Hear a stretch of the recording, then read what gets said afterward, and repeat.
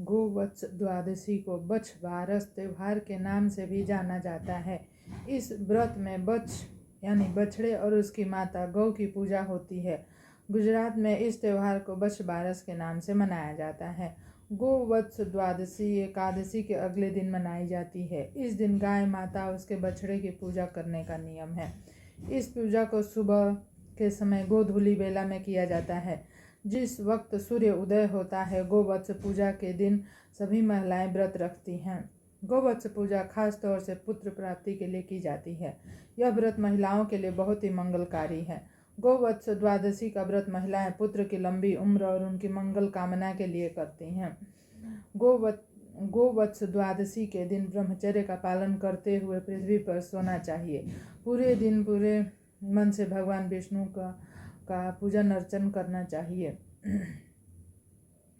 गोवत्स द्वादशी के दिन सुबह सूर्योदय से पहले उठकर स्नान कर लेना चाहिए और सच्चे हृदय से व्रत का संकल्प लेना चाहिए।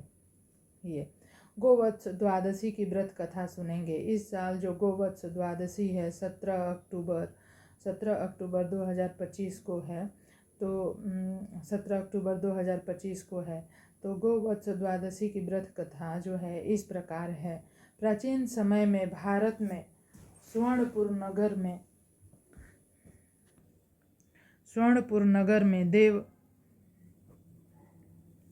प्राचीन समय में भारत में सुवर्णपुर नगर में देवदानी राजा राज्य करता था। उसके स्वत्व एक गाय और भैंस थी। स्वस्थ गाय और भैंस थी। राजा की 2 रानियां थे, एक का नाम गीता तो दूसरी का नाम सीता था। सीता भैंस से सहेली सा प्यार करती थी तो गीता गाय के बछड़े से सहेली सा प्रेम करती थी।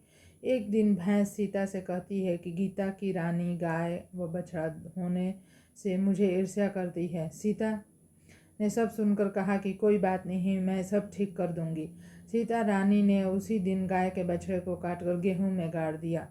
किसी को भी इस बात का पता नहीं चल पाया। राजा जब भोजन करने बैठा तब मांस की वर्षा होने लगी।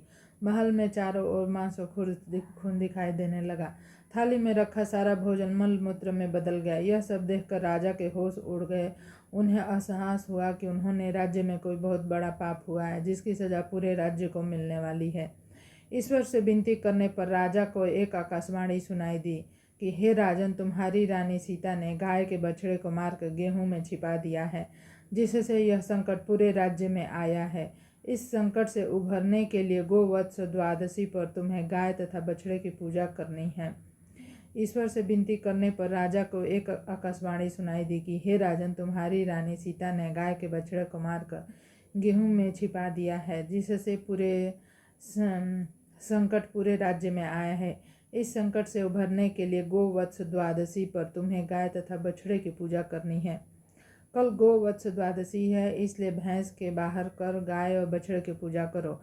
इस दिन व्रत रखकर एक ही समय खाना है, जिसमें गेहूं का प्रयोग नहीं करना, न चाकू काम में लेना है। कटे हुए फल और दूध का सेवन नहीं करना है।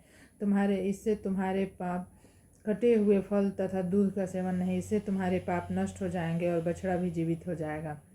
संध्या समय में गाय के घर आने पर राजा ने उसकी पूजा की और जैसे ही बछड़े को याद किया, वह गेहूं के ढेर से बाहर निकलकर गाय के पास आकर खड़ा हो गया। यह सब देखकर राजा अत्यंत प्रसन्न हुआ। उसने राज्य में सभी को गोवत्स द्वादशी का व्रत करने का आदेश दिया। तो यह थी गोवत्स द्वादशी की कथा। गोवत्स द्वादशी की एक और कथा सुनी जाती है, वो इस प्रकार है। गोवत्स द्वादशी की दूसरी कथा जो है इस प्रकार है। बछ बारस की प्रचलित कथा के अनुसार बहुत समय पहले की बात है। एक गांव में एक साहूकार अपने 7 बेटों और पोतों के साथ रहता था। उस साहूकार ने गांव में एक तालाब बनवाया था, लेकिन कई सालों तक वो तालाब भरा नहीं था। तालाब नहीं भरने का कारण पूछने के लिए उसने पंडित को बुलाया। पंडित ने कहा कि इसमें पानी तभी भरेगा जब तुम या तो अपने बड़े बेटे या पोते की बलि दोगे। तब साहूकार ने अपनी बड़ी बहू को पीहर भेज दिया। पीछे से अपने बड़े पोते की बलि दे दी। इतने में गरजते बरसते बादल आए और तालाब पूरा भर गया। इसके बाद बछ बारस आई और सभी ने कहा कि आप ना तालाब पूरा भर गया है, इसकी पूजा करने चलो। साहूकार अपने परिवार के साथ तालाब की पूजा करने गया। वह दासी से बोल गया था, गेहुला को पका देना। साहूकार के कहे अनुसार गेहुला से तात्पर्य गेहूं धान्य से था।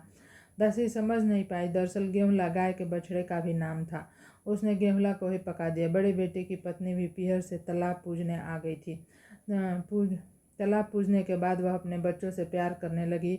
तभी उसने बड़े बेटे के बारे में पूछा। तभी तालाब में से मिट्टी में लिपटा हुआ उसका बड़ा बेटा निकला और बोला, माँ मुझे भी तो प्यार करो। तब सास बहू एक दूसरे को देखने लगे।